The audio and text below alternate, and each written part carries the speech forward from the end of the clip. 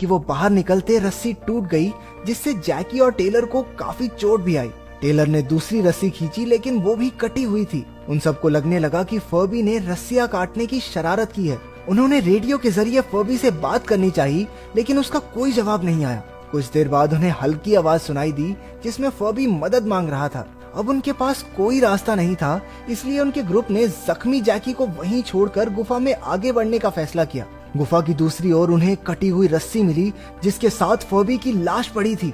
उसकी गर्दन टूट चुकी थी। उन्होंने तुरंत फर्बी के कैमरे की रिकॉर्डिंग देखी, जिससे पता चल सके कि आखिरकार उसके साथ हुआ क्या था।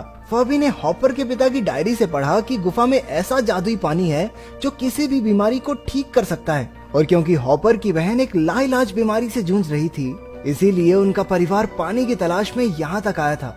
गुफा के बाहर कई दिन गुजरने के बाद फर्बी ने अंदर जाकर अपने दोस्तों को ढूंढने की कोशिश की। उसके लिए कई दिन बीत चुके थे, जबकि गुफा के अंदर अभी कुछ सेकंड्स ही गुजरे थे।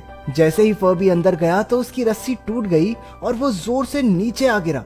हालांकि उसकी मौत नहीं हुई, वो 1 घंटे तक वहीं बेहोश पड़ा रहा। जैसे ही उसकी आंख खुली, उसने रेडियो के जरिए मदद मांगनी चाहिए, लेकिन तभी एक जंगली आदमी ने उस पर हमला करके उसे जान से मार डाला। वीव्स का ध्यान एक बहुत ही अजीब बात पर गया। कैमरे की रिकॉर्डिंग में कई दिन रिकॉर्ड हुए, लेकिन उन्हें तो गुफा में आए 1 ही घंटा हुआ था। क्योंकि टाइलर और जैकी को चोट लगी थी, इसलिए अब सिर्फ कैरा और वीव्स ही गुफा से बाहर निकलकर मदद ढूंढ सकते थे। कैरा ने वैसे ही चढ़ना शुरू किया जैसे वो अंदर आए थे, लेकिन उसने बाहर पहुंचकर देखा कि बाहर की दुनिया तो एकदम बदल चुकी थी। आसपास एक भी पेड़ पौधा नहीं था और हवा भी अजीब सी हो चुकी थी, जिसमें कैरा को सांस लेना तक मुश्किल हो रहा था। उसे एक बहुत बड़ा रेतीला तूफान अपनी ओर आता दिखाई दिया, और तो और उसे आसमान में एक विशाल ट्रायंगल शेप की चीज उड़ती हुई दिखी। बाहर मदद के लिए कोई भी नहीं था, इसलिए वो एक बार फिर से गुफा में उतर गई। लेकिन बाकी लोग उस पर इल्जाम लगाने लगे कि उसने तो मदद मांगने की कोशिश तक नहीं की। ये सब इसलिए हो रहा था क्योंकि गुफा के अंदर अभी भी कुछ पल ही बीते थे।